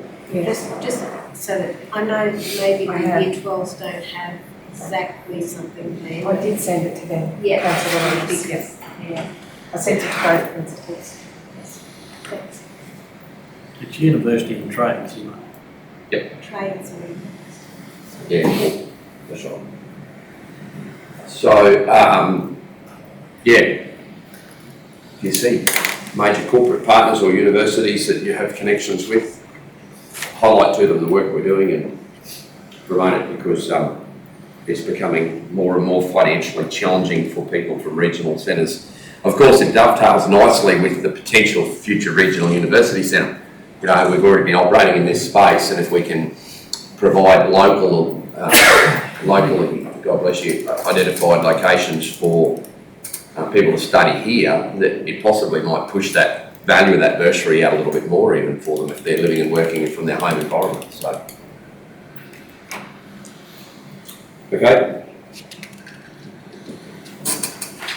Goal 5, governance. Excuse me. Yes, councillor. Oh, it is in goal 5, sorry, yeah. The figures there on special maintenance on council housing is still 0. Those figures can't be right, can they? Aren't we doing maintenance for those houses? The ones we've just recently done, I think this month's. Yeah, they'll start, yeah, not at the end of March. We had identified those projects, but again, that work is done. So that's the special maintenance. The ongoing maintenance would have been, like this ordinary, would have been costed to just operating expenses during the year. The special maintenance over and above what is ordinarily budgeted for is what's identified there. It's for capital, Mr. Mayor. So that's capital, yeah. So that hasn't been done yet. The wording is misleading. It should be council housing, renewal, replacement. Probably in the description. We'll change that. So, And in that column, the Aramac workshop extension is complete, but there's hardly been any money spent. Is that 44,000 spent.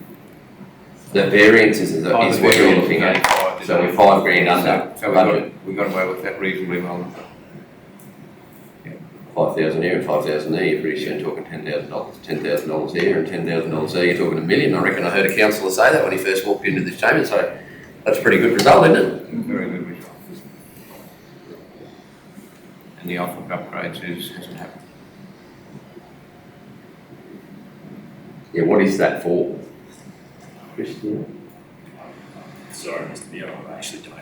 the figures within there, about Upgrades. Oh, is that for the pallet racking? Shelving. Shelving? I think so. And I know that's done. I was gonna say, I thought, that's certainly done. Yeah. I thought it was like a safety upgrade sort of thing. Yeah, they had shelving that was tagged out not to be used. And I've, Well, No, finished up in it, but I thought that had been there for quite a while. September, Yeah. October last year. it's definitely been complete. and that, Can get an update. assume it's the same on everyone's, the committed column on that goal 5 is missing, so we'll wait. Or it's just not- yeah. Yeah. Like, it's not even 0, like it's, No, there's literally it's nothing physically that's blank. been deleted. Clear. Potentially sort of booked to a wrong numbers. It's either been booked to a wrong number, but I do remember we handed the budget down and then I jumped up and down about it because I saw the safety tags on it and the date on the safety tags, and I said that just can't be allowed to continue. And so it very promptly got ordered very quickly and installed, and it might have actually been. Before the budget. No, I think No, you're I right. thought- September is about when, well, that was when it was installed anyway, Chris. It might have been ordered before the budget came out, quite possibly. Yeah, Not sure. but it's been in place for 6 months or more. At least, Yeah. yeah. I had a very, I Snapchat recall from getting a very excited officer. Yeah, I've got a walk through as well. I'm sure that's the only depot feature, yes. No, I was just saying, I thought it was the shelving. It was, yeah. Okay, The sorry, special operating budget computer system, is that likely to happen this financial or? As we were talking yesterday, that item, Yeah. setting some priorities about what we do. can I have somebody please move that we receive the report outlining the questions on notice responses from the March meeting, please? Councillor Plum, second Councillor Gleeson, those in favour? Carried. Councillors, you have your responses. Do I have questions on notice now for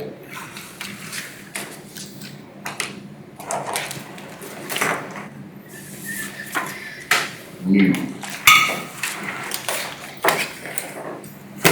Starting with Councillor Peebles.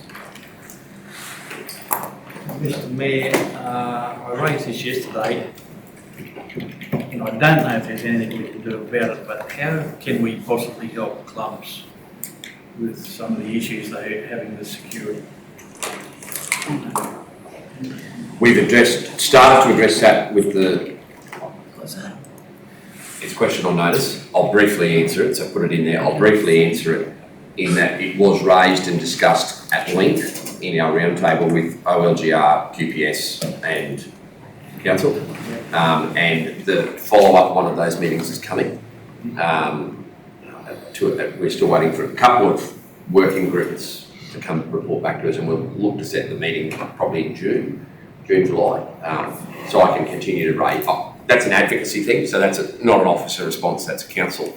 That's a mayor's advocacy. Yeah. I'll consider some other ways, but I think that's the most appropriate initial step would be to use that QPS OLGR community safety roundtable. I'm on camera, so I'm very conscious about not saying this too loudly, but the child group inspector was quite complimentary about the initiative to pull those people together to have that discussion. And it's been reported a bit more broadly within the department, within QPS, that this council is looking to be proactive in that space. So I'm hoping that from that goodwill could be some good outcomes. And TMR were also in that meeting. Chris and TMR and police have already had some good outcomes around some initial discussions around some road safety initiatives that need to roll forward. So I'm hoping we can gain a little bit of momentum about on-ground delivery, and perhaps now it might be a soft issue, not a hard issue as I would determine a TMR thing. It might be a soft issue around regulation enforcement. But I can't promise, and I won't promise. Understand. It's advocacy is the answer. Yeah, understand, Mr Mayor, it's just that, security is crippling our small clubs at the moment. If there's some way we can help them out, that'd be great. Anyone encourage a local to start up a security business would be good, because the dearest cost of security is travel and accommodation. We shouldn't need it in some cases, as Councillor Gleeson said before, but where we are required to have it, if we had locally based security providers, the cost would quite potentially be significantly lower than where we're importing them from, say, Charleville, Rockhampton, Mackay or Charles Towers or Cloncurry, which is the 5 bases that I know predominantly we've been importing that security from. Yeah. Councillor Gleeson, questions on that? Councillor Hanson? Mr Mayor. Councillor Arthur?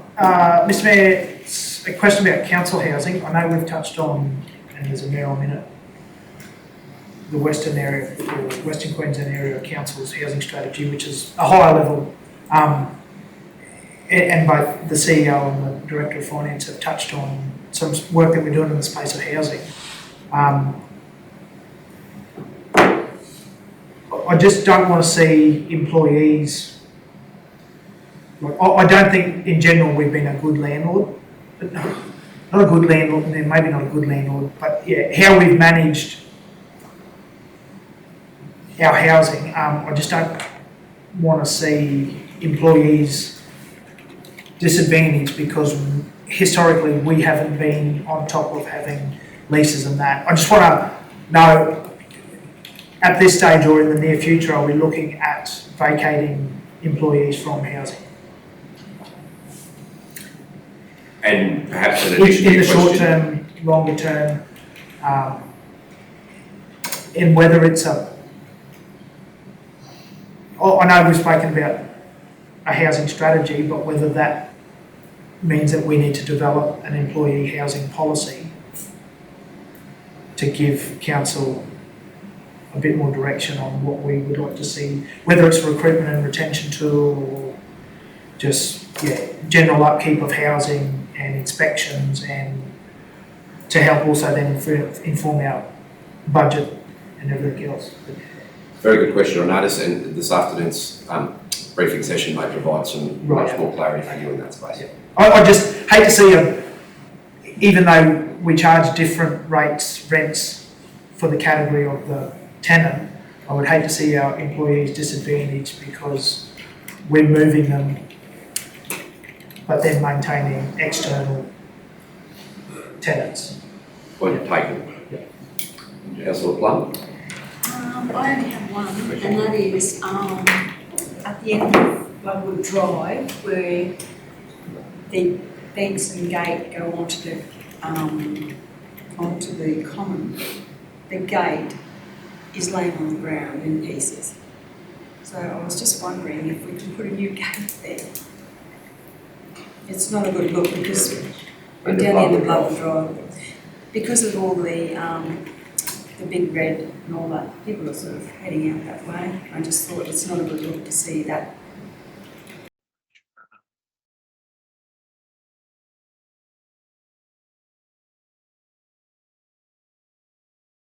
Three, so chart point five, are you saying like, that's just a mistake, it should be said, Well, I don't know. it's. It's just not accurate because council's not, we all know that we're not considering anything about combining. There's a lot of information there, it's all about employee housing and council, which Well, that's all accurate, the bit above it, all that's accurate, it's just that line. in there considering another 14 dwelling standard.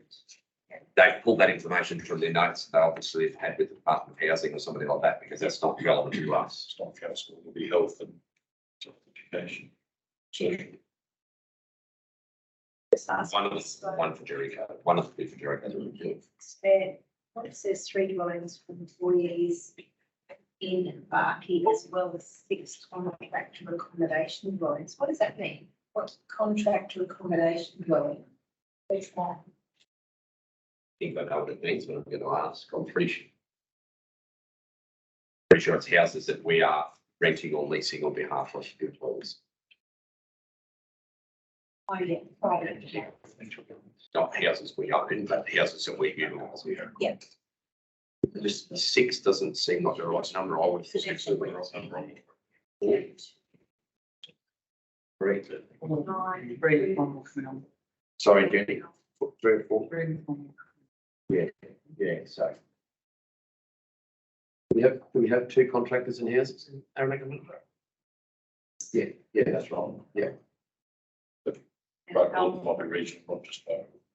And there'd be at least 2 in Alpha in Jericho. That'd be right, 1 supervisor.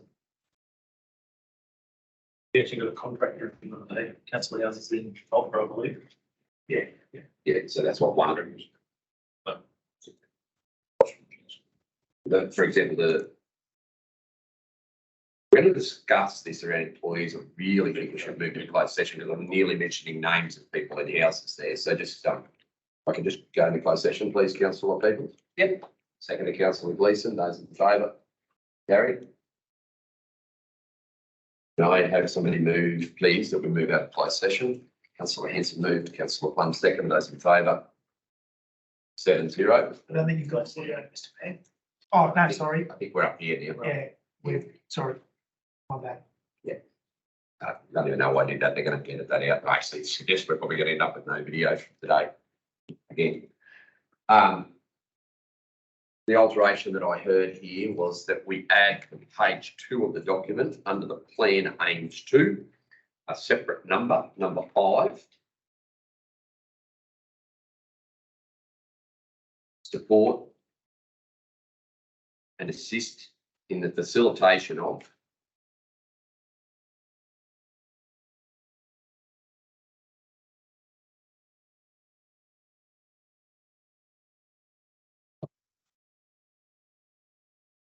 new home builds in all 5 communities of the Barkborn region.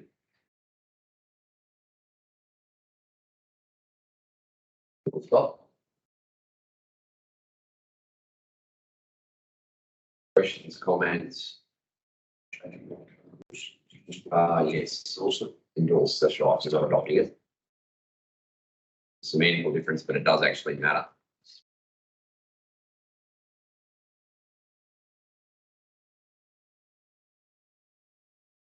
Further comment?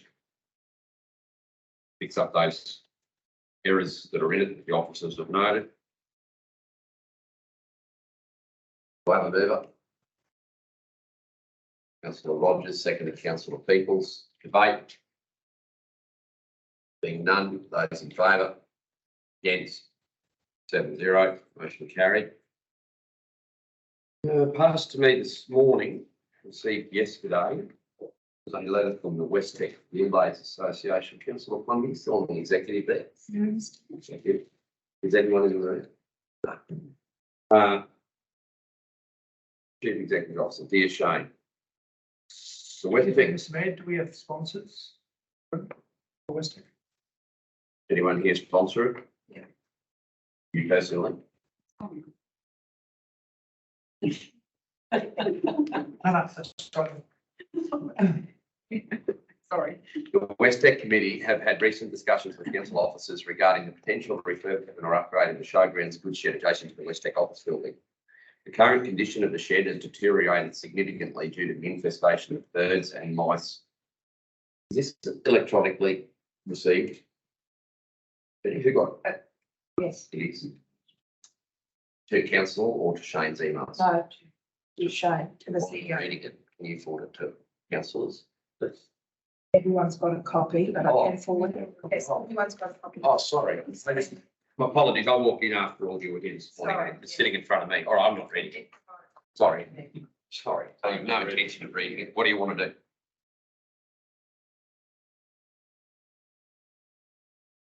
Is this a Merrill minute, Mr. Mayor? Um, Want to do something? Just for discussion, if you want to move on. well, I mean, I'm taking by the fact that it's presented today that is there a time sensitive Yes, August, because they want it done before. for West Tech, but is that time sensitive that we need to resolve it today?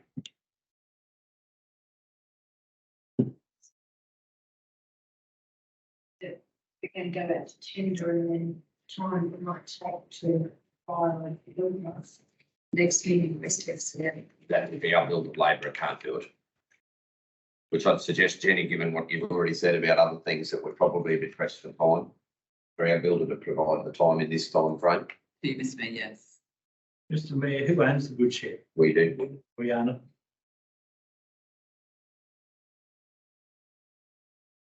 And Mr. Mayor, is it considered or to be considered as a request for a community grant or as a budget item? Neither, I'd suggest it's an extraordinary budget item because it's for a facility of our own. But it's a council, that's right. It's not really a community grant. Whilst West Tech utilise that facility, anyone can. If you want to have a private function there, you could.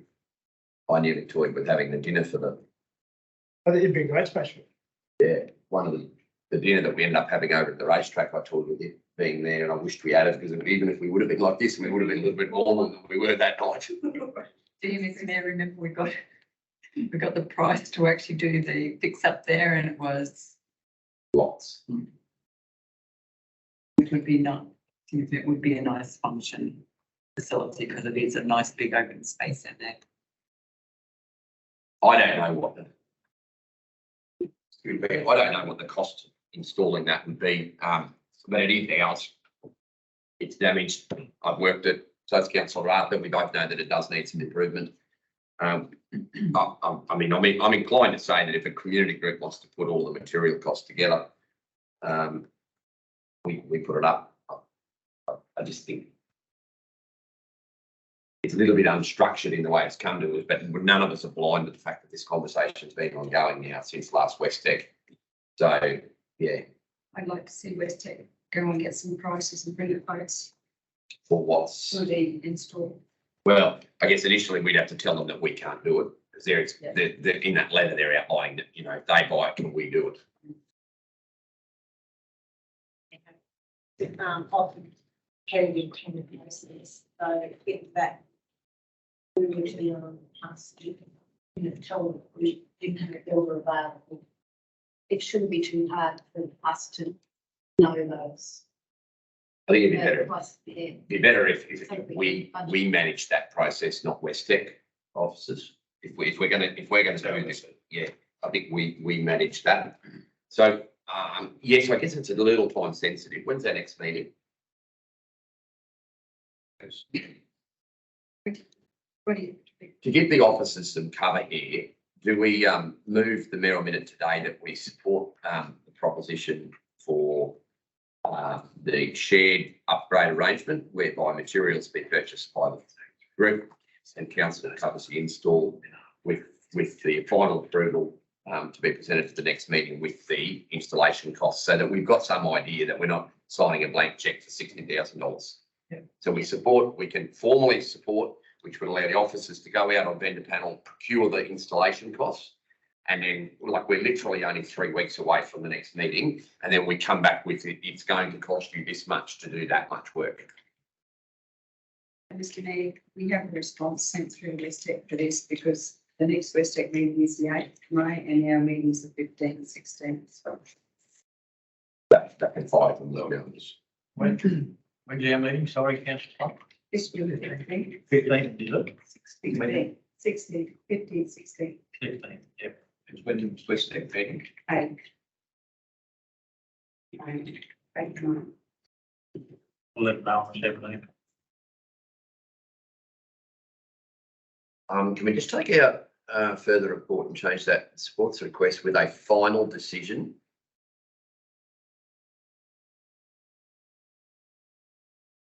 To be made.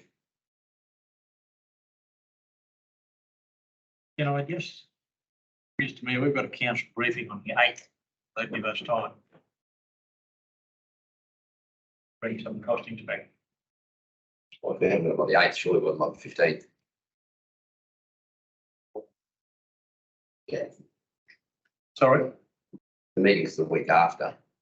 We have the numbers by then, because we'll have the reports being put in the agenda on the 9th and 10th, so. Didn't we lock in another budget meeting or something on the 8th yesterday? The council will note the letter received from the Westec Field-Based Association Incorporated supports the request and supports the request for the final decision to be made at the May meeting with full costs. When full costs can be presented.